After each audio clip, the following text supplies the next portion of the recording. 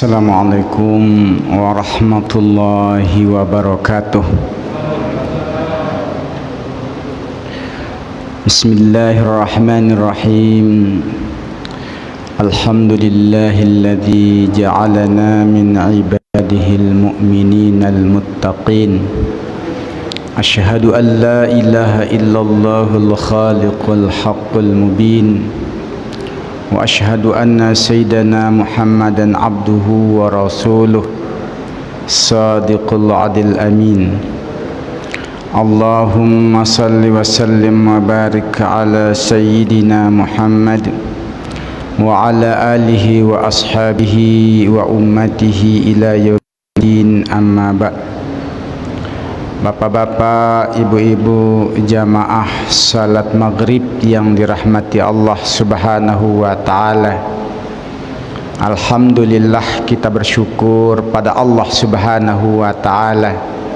Kita dalam keadaan sehat walafiat, selalu menyempatkan waktu kita untuk dapat salat berjamaah di masjid, bahkan meluangkan waktu kita untuk senantiasa hadir di majelis ilmu untuk kita sama-sama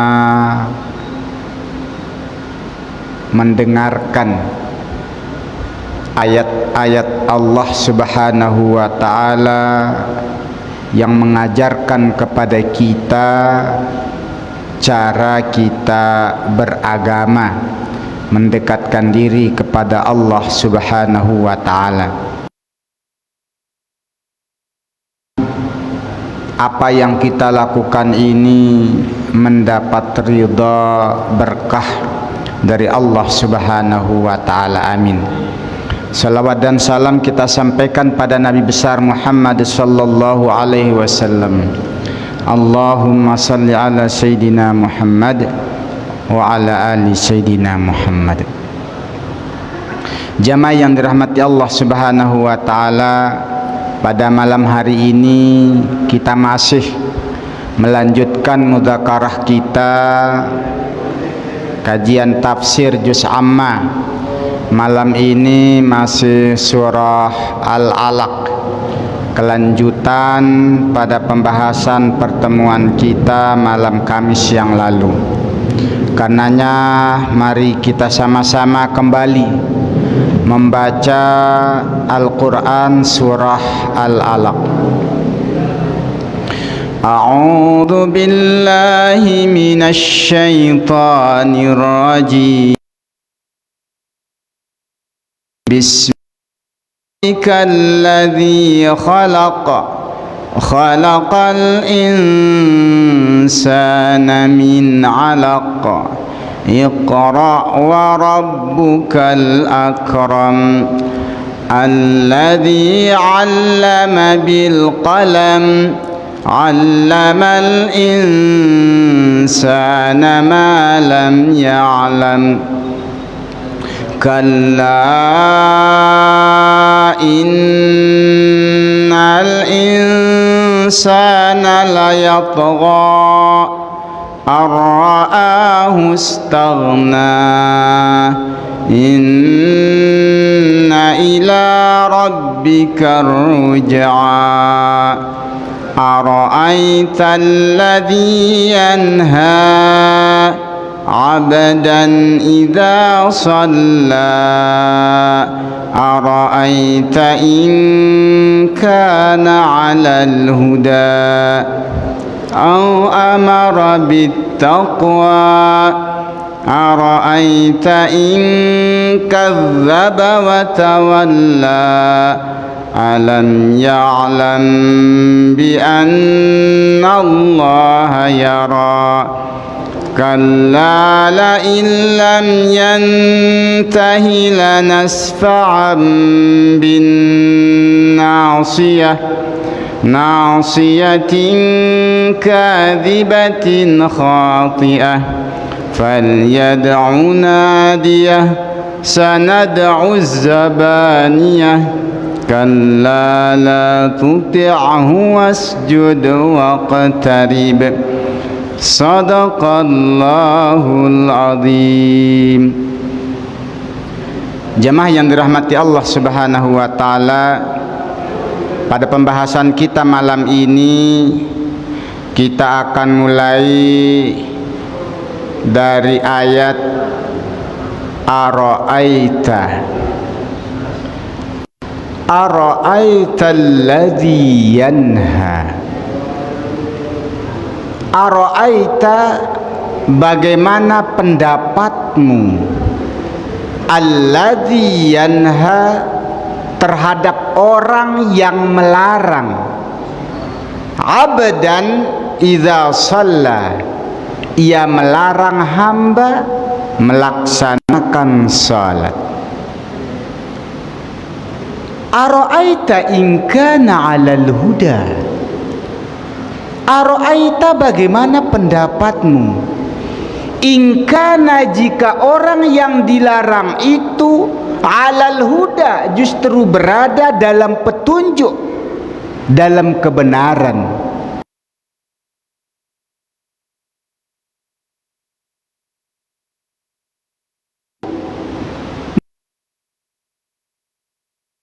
Ketakwaan, beramar ma'ruf nahi mungkar. Bagaimana pendapatmu jika ada orang melarang orang beribadah ke masjid atau amar ma'ruf pengajian? Gimana pendapatmu terhadap orang yang melarang itu? Allah tak minta jawaban kita, ini istifham ingkari, pertanyaan untuk menolak. Ya. Biasanya ya, kalau ada model ini kan, ayat Al-Quran itu kan turun kepada Nabi Muhammad sallallahu alaihi wasallam. Tapi dalam ayat ini dialognya nampaknya dengan kita para pendengar. Justru Nabi sallallahu alaihi wasallam dalam posisi ghaib, orang yang dibicarakan, yang bertanya Allah, yang ditanya kita yang mendengarkan ayat ini. Tentang siapa? Tentang Nabi. Ara'aita, bagaimana pendapatmu, alladzi, kepada orang yang yanha, melarang. Siapa dia? Abu Jahal. Abdan, siapa yang dilarang oleh Abu Jahal? Abdan, hamba, yakni Muhammad. Bagaimana pendapatmu tentang Abu Jahal yang melarang Muhammad SAW salat? Gimana ceritanya? Ya, ceritanya ini Abu Jahal ini nampaknya lebih identik dengan pendekatan bahasa Melayu. Ya, jahil kalau bahasa biasa itu bodoh, itu tak paham. Tapi kalau orang Melayu, jahil itu anaknya jahil. Ada kurang ajar. Kenapa? Abu Jahal bukan orang bodoh, bahkan oleh kaumnya orang-orang Quraisy, Abu Jahal itu dipanggil apa? Abul Hakam, bapak cerdik pandai, yang paling arif, bijaksana, paling intelektual. Ini luar biasa. Maka hati-hati, walaupun jadi profesor, doktor, kalau degil terhadap agama Allahnya, Abu Jahal juga. Ya, ini Abul Hakam namanya, tapi dipanggil Abu Jahal. Jemaah yang dirahmati Allah Subhanahu wa taala, pada suatu hari Nabi sallallahu alaihi wasallam berada di Masjidil Haram, tepatnya di makam Ibrahim.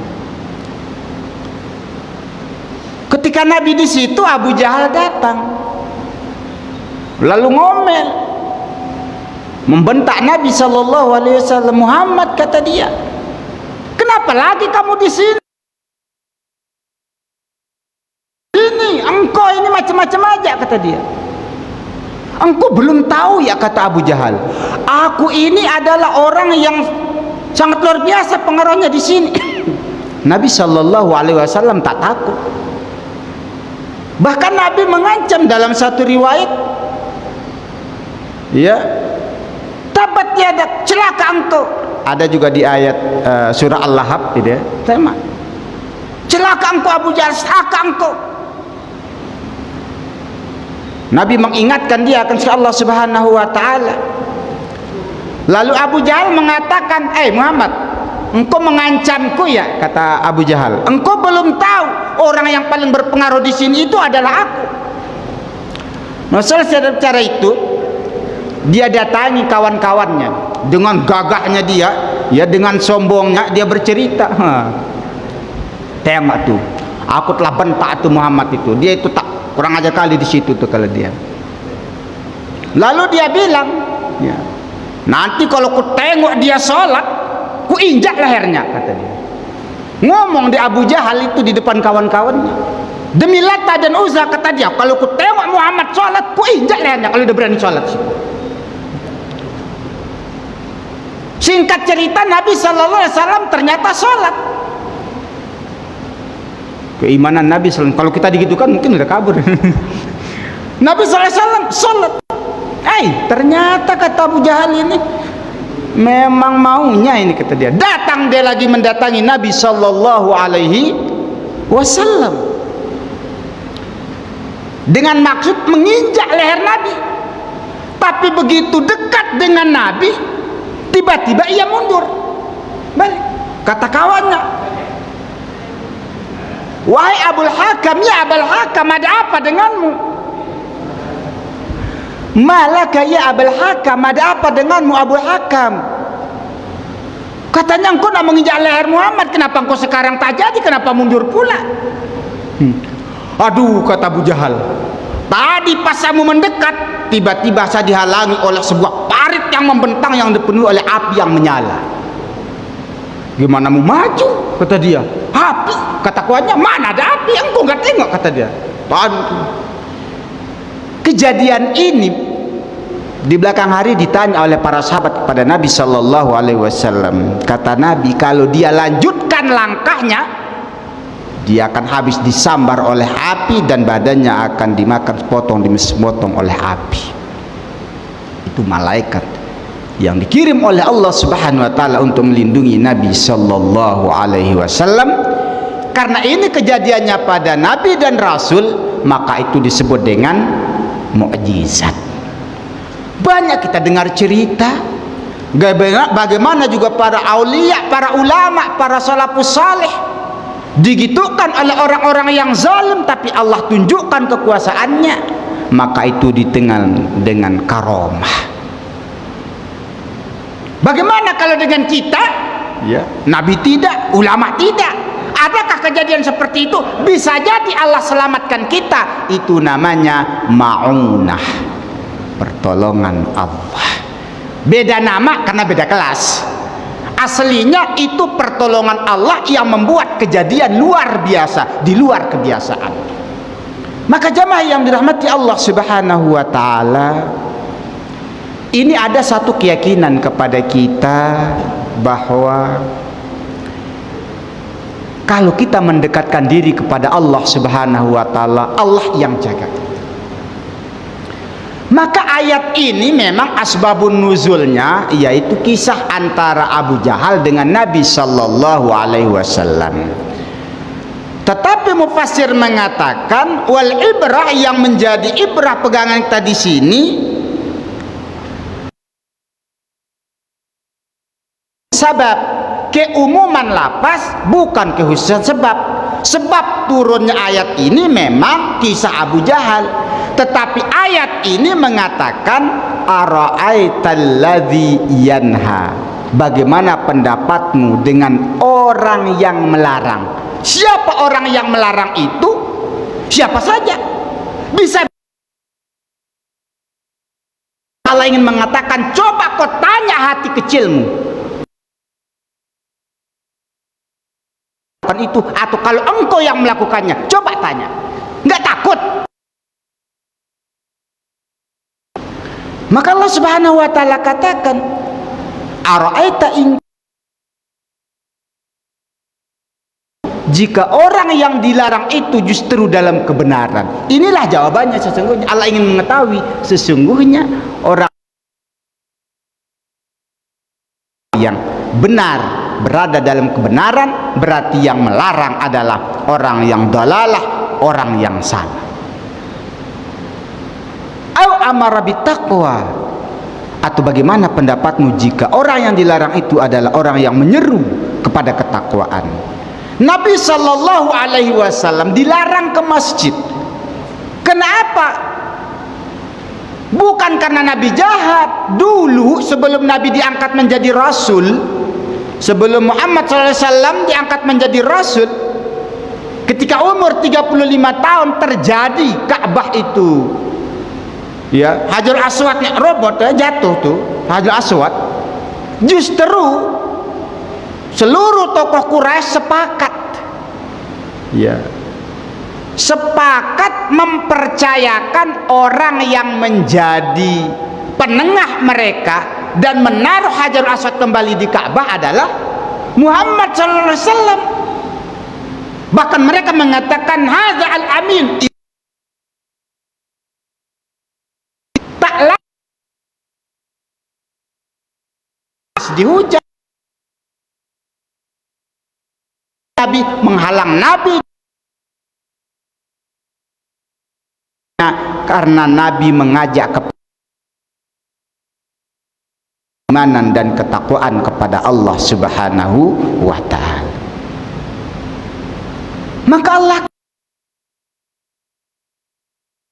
in kadzdzaba wa tawalla, bagaimana pendapatmu?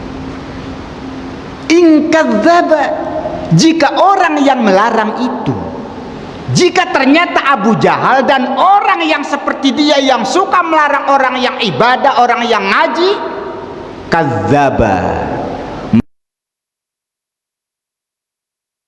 gimana pendapatmu kalau orang itu labelnya adalah pendusta agama? Dia tahu kebenarannya, dia bohongi, dia ingkari, dia dustakan kebenaran ajaran agama itu, wa tawalla, dan dia berpaling dari keimanan. Berat gelarnya orang yang melarang orang beribadah di masjid, mengadakan pengajian di masjid. Apa gelarnya? Pendusta. Kadzdzaba wa tawalla. Ya. Kalau kadziba dia berbohong. Kadzdzaba mendustakan. Iya. Tidak menerima kebenaran itu. Kalau kadziba berbohong, dia tidak mengucapkan yang benar. Kalau ini menolak kebenaran. Dah, lebih berat nih. Jamaah yang dirahmati Allah Subhanahu wa taala, berat. Dalam Al-Baqarah 114 Allah Subhanahu wa taala menyatakan, wa man azlamu mimman mana'a masajidallahi ay yudhkara fiha ismuhu wa sa'a fi kharabiha. Wa man azlamu, dan siapakah yang paling zalim? Siapa yang lebih zalim?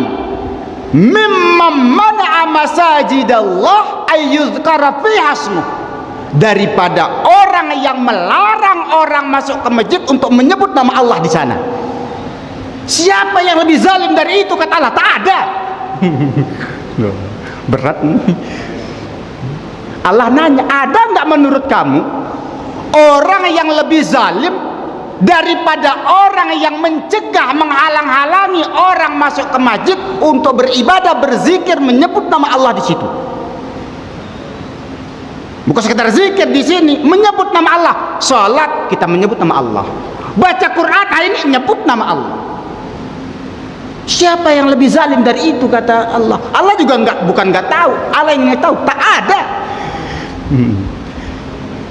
Bersyukurlah kita di sini. Tidak ada warga di sini menghalang-halangi ya Pak Imamnya. Alhamdulillah. Kalau ada, ini kena ini.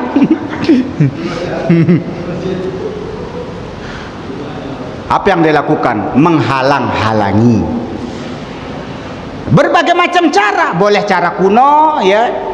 Boleh cara modern, macam-macam. Ada yang cara profesional, ada cara tradisional. tapi sifatnya sama, menghalang-halangi orang beribadah, orang berzikir, orang belajar di dalam masjid. Wasa'a fi kharabiha, dan orang yang berusaha merobohkannya. Maknanya di sini dua, bisa merobohkan fisik. Macam siapa? Macam ashabul fil. Dia datang ke Mekah, tentara gajah, ingin merobohkan Ka'bah, ya merobohkan fisiknya.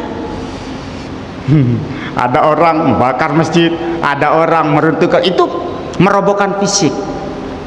Atau merobohkan kemakmuran masjid,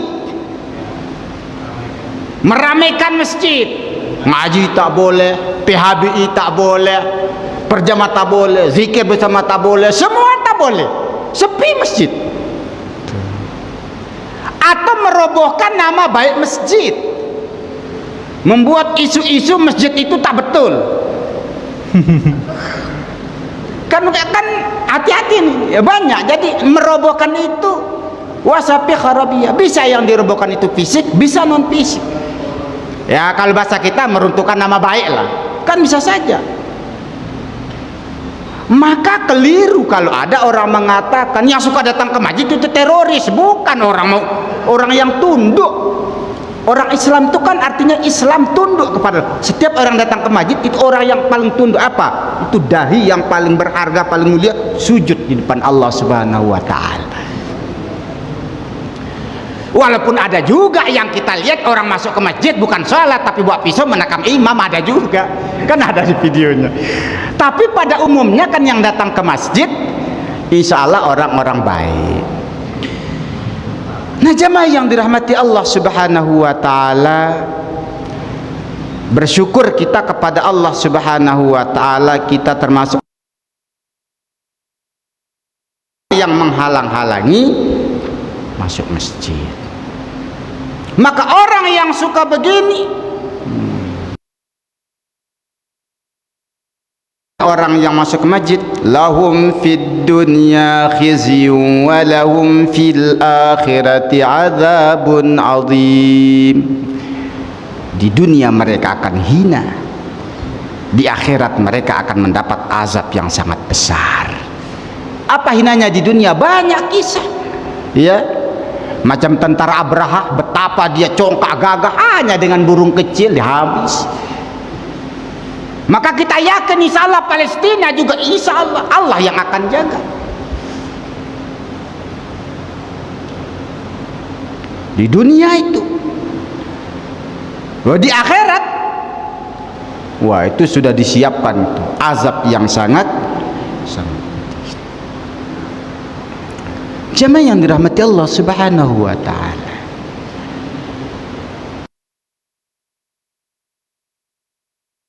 Yas'alunaka wa kufrun bihi wal masjidil haram wa ikhraju ali minhu akbaru minal qatl.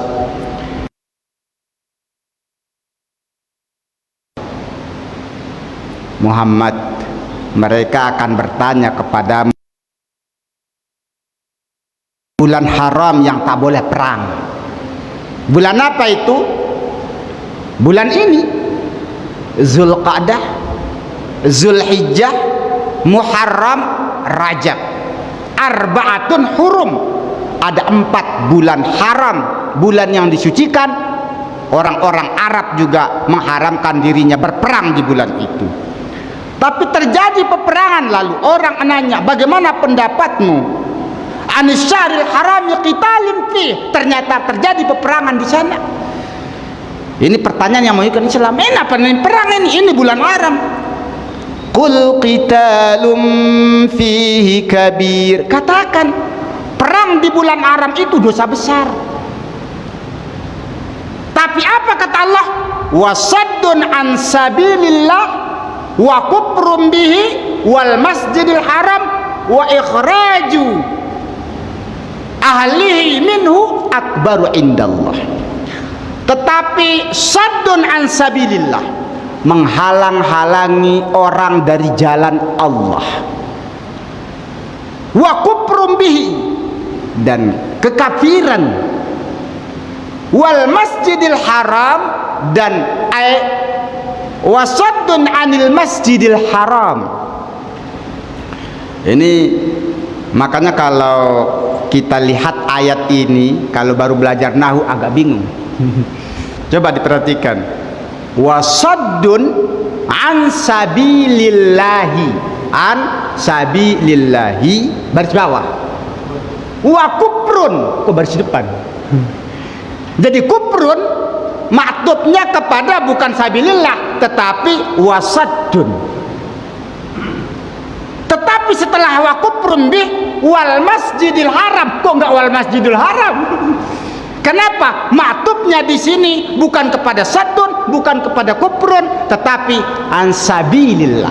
Jadi kalau dimaknakan ya, dan menghalang-halangi orang dari jalan Allah, saddun an sabilillah, wa kufrun, dan perbuatan kafir, wal masjidil haram ay wasaddun anil masjidil haram, menghalang-halangi orang dari masjidil haram, wa ikhraju, baris depan lagi ya, ini muter-muter barisnya nih karena ini wa ikhraju ali, dan perbuatan mengeluarkan, mengusir orang dari masjid, akbaru indallah, jauh lebih besar lagi dosanya di sisi Allah. Perang itu memang dosa besar, tapi perbuatan yang 4 ini dosanya lebih besar lagi. Ternyata lebih besar dosanya daripada perang.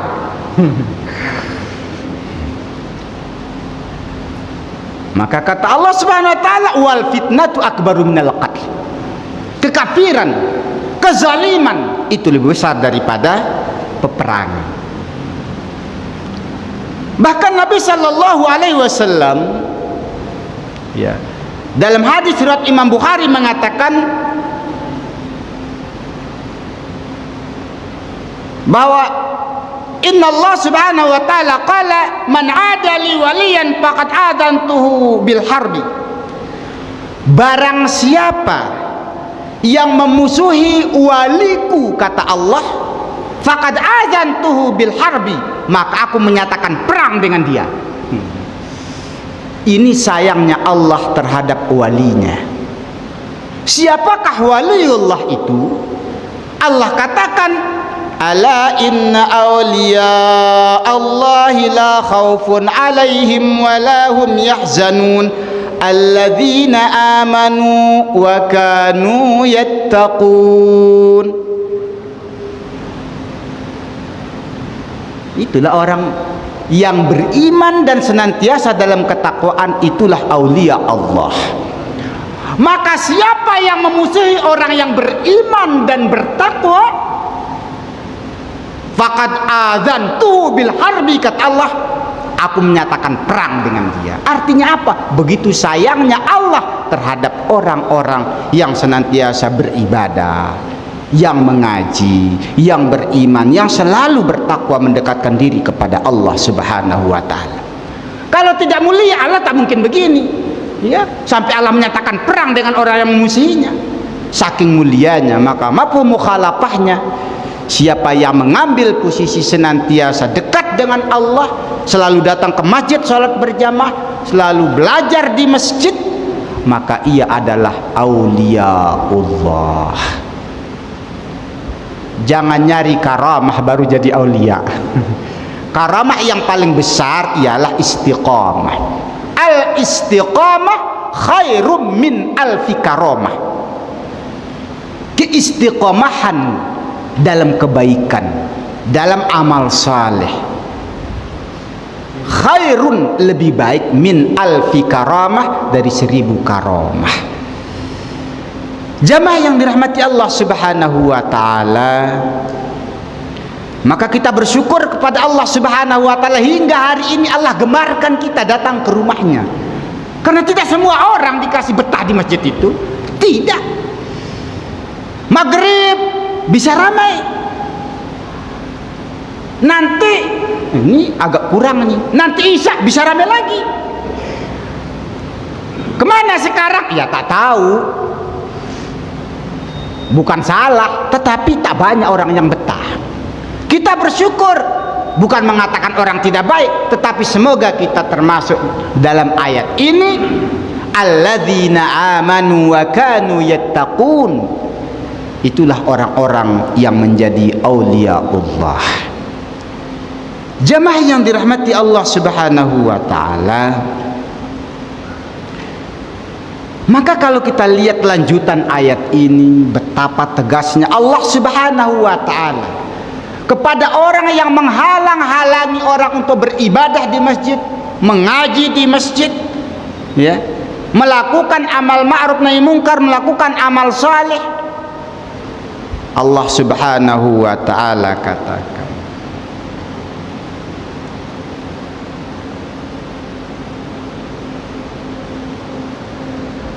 alam ya'lam bi annallaha yara. Apakah? Lam, tidak. Ya'lam, dia tahu. Apa dia tak tahu? Annallaha, sesungguhnya Allah Subhanahu wa taala yara, melihat apa yang dia lakukan, apa yang dia usahakan. Allah tahu. Bagaimanapun dia berhilah. Apa itu berhilah ya? Ya, ngeles gitu. Enggak lah, ini soalnya gini. Allah lebih tahu hati kecilmu. Mengapa kamu larang? Allah lebih tahu. Maka Allah katakan, hati-hati ini melakukan ini. Alam ya'lam bi annallaha yara. Apa orang itu tak tahu Allah melihat apa yang mereka lakukan, apa yang terbersit dalam hati kecilnya.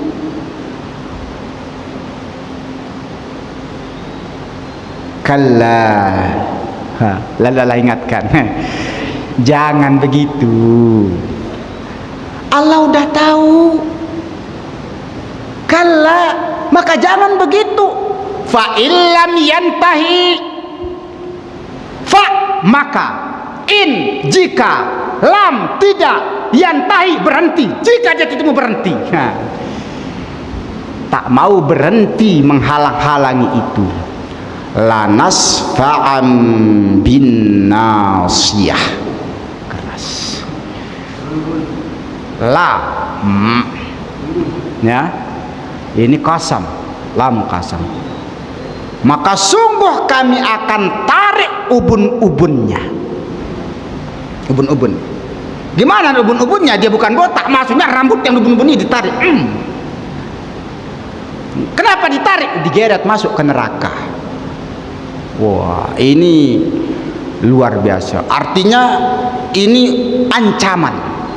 Masuk nerakanya itu bukan dengan didorong. Tarik dulu, digeret di padang mahsyar. Woi, bukan macam padang lapangan bola yang sekarang dilihat-lihat oleh bapak-bapak itu. Itu banyak rumputnya.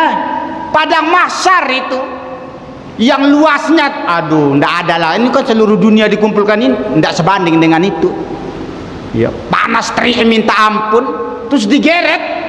Ini sebelum nyampe ke surga saja, ini makin neraka saja ini sudah nggak tahulah ini. Ya mudah-mudahan kita jauh dari itu. Lanas fa'am bin nasiyah, nasiyatin kadzibatin khati'ah, keras. Kami tarik ubun-ubunnya. Ubun-ubun apa? Nasiyatin kadzibah, ubun-ubun pembohong, pendusta, kadzibah, khati'ah, para pendurhaka. Ini dikasih gelar pendusta, pendurhaka. Maka ini bahasa yang dipakai juga ya bahasa keras. Saking tegasnya Allah Subhanahu wa taala, saking betapa mulianya kegiatan ibadah dan pengajian di masjid. Maka hati-hatilah dengan orang-orang saleh yang senantiasa ruku, sujud, zikir, berdoa. Kadang-kadang ada ada juga kesalahan di antara kita. Mungkin maksud dia baik tapi salah. Di masjid ini tak boleh, itu tak boleh, ini tak boleh, hanya masjid sepi. Aku ke masjid pun salah juga, bidah terus, sesat, dalalah. Akhirnya sepi masjid. Hati-hati. Hati-hati juga itu. Ya, jangan sampai mungkin niat kita bagus, salah langkah kita, sepi masjid. Jangan sampai masuk juga di sini. Saya tidak mengatakan masuk di sini, tapi hati-hati kita. Rumah Allah ini harus kita makmurkan dengan pengajian-pengajian, dengan ibadah-ibadah. Maka kalau kita lihat di Tanjung Pinang, memang belum semua masjid seperti As-Sakinah, belum semua. Alhamdulillah di sini ya, dengan ada beberapa masjid lah, ya, tapi tak banyak, lebih banyak yang belum. Bukan tidak mau mungkin ya, tapi belum ada kesepakatan atau belum ada apa ya. Nah, jamaah yang dirahmati Allah Subhanahu wa taala. Nah, kita bersyukur di sini ya. Ini juga masjid kita bagian dari amar ma'ruf nahi mungkar. Nah, kita ngaji di sini, tapi ini masuk Facebook, mungkin yang nggak sempat datang, itu bisa nyimak dari rumah. Tapi hati-hati, nggak cukup dari rumah. Kenapa? Di sini itu bab masuk masjid pembahasannya. Ya, bab di dalam masjid. Ya, lain itu kekasih-kekasih Allah itu di dalam masjidnya sering. Ya. Maka jamaah yang dirahmati Allah Subhanahu wa taala, yang kebetulan yang berhalangan, yang tak sempat, bisa lewat Facebook, lewat WA. Tapi yang ada waktu, mari kita sama-sama untuk ke masjid, mendekatkan diri kepada Allah Subhanahu wa taala dengan cara beribadah, berzikir, dan mendengarkan ayat-ayat Allah, hadis-hadis Rasulullah, dan nasihat-nasihat para ulama yang disampaikan oleh para ustadz kita.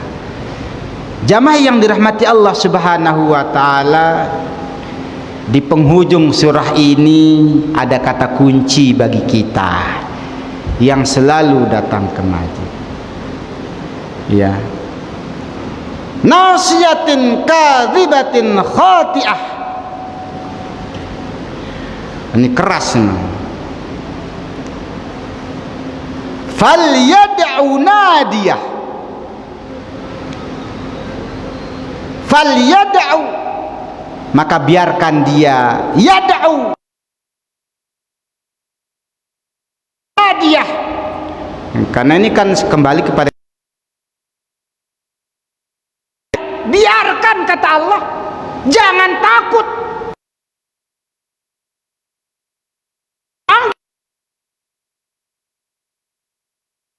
Bukan tanggung-tanggung Zabaniyah. Tahu Zabaniyah? Penjaga neraka. Qu anfusakum wa ahlikum nara wa quduhan nas wal hijarah 'alaiha malaikatun ghilazun syidad. Belum tahu dia malaikat penjaga neraka. Qu anfusakum, jaga dirimu, wa ahlikum, dan keluargamu, nara, dari api neraka, wa quduhan nas wal hijarah, yang bahan bakar neraka itu adalah orang-orang manusia. Siapa yang orang-orang model ini tadi disebut itu? Yang masuk neraka itu jadi bahan bakarnya, wal hijarah, dan batu. 'Alaiha malaikatun, penjaga neraka itu adalah malaikat, ghilazun syidad, keras lagi bengis. Biar dia panggil kawannya, kita panggil Zabaniyah. Belum tahu dia, kata Allah Subhanahu wa taala. Artinya apa? Kita hendaknya tetap semangat ke masjid. Allah yang akan backing kita, Allah yang akan kawal kita, Allah yang akan tolong kita melalui ya para utusannya, para malaikatnya, para hamba-hambanya, para makhluknya yang tak nampak ataupun yang nampak. Kalla la tuti'hu. Ini untuk kita.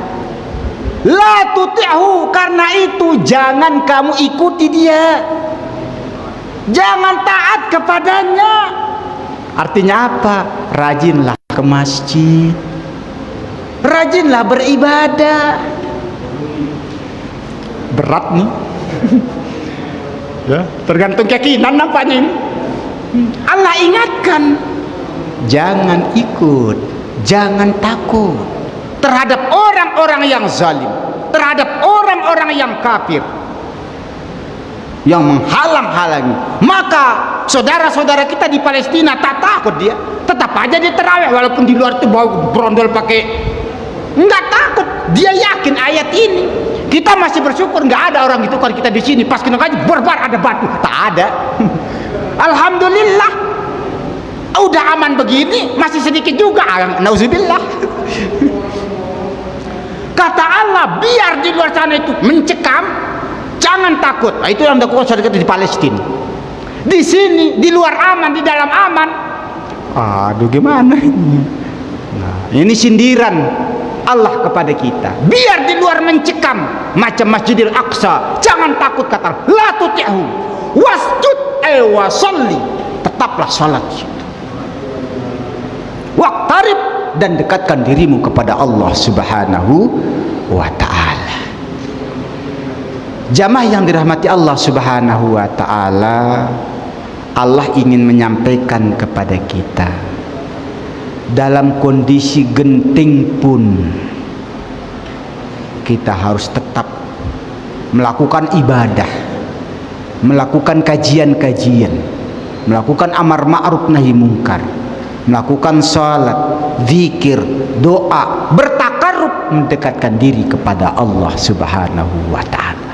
Apatah lagi model kita di Indonesia, di Tanjung Pinang, yang masjidnya aman, bukan sekedar aman, adem, ada AC, ada karpet. Wasjud waqtarib, tetaplah sujud, salat berjamaah, dan dekatkan diri kepada Allah. Jamaah yang dirahmati Allah Subhanahu wa taala, Allah Subhanahu wa taala memberikan kita keterangan dalam bentuk pertanyaan. Seolah-olah Allah ingin menanya hati kecil kita biar ada dialog. Kamu kenapa kok begini?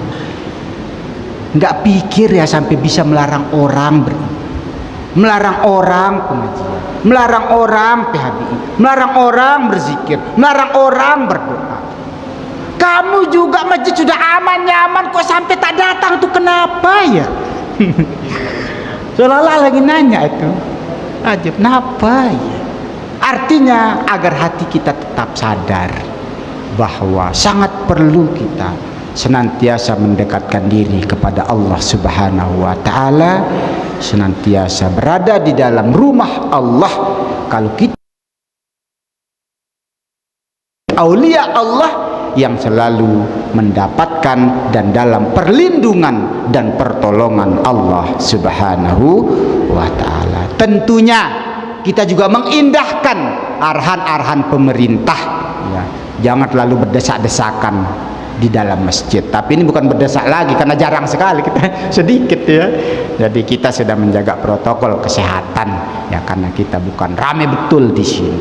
Tapi kalaupun rame ya tetap kita jaga, jangan sampai kita justru saling menularkan virus itu. Jamaah yang dirahmati Allah Subhanahu wa taala, akhirnya mari kita sama-sama berdoa mohon pada Allah Subhanahu wa taala, semoga Allah jadikan kita hamba-hambanya yang senantiasa dekat dengan masjid, termasuk dalam hadis warajulun qalbuhu mu'allaqum bil masjid, sehingga kita menjadi orang yang dikasihi, disayangi oleh Allah Subhanahu wa taala, dijaga, dipelihara dan diselamatkan dari dunia dan akhirat. Amin ya rabbal alamin. Inilah mungkin yang dapat kami sampaikan dalam kesempatan ini. Terima kasih atas segala perhatian kita semua. Mohon maaf atas segala kekurangan. Akhirul kalam. muwaffiq wal hadi ila sabilir rasyad. Tsumma assalamu alaikum warahmatullahi wabarakatuh.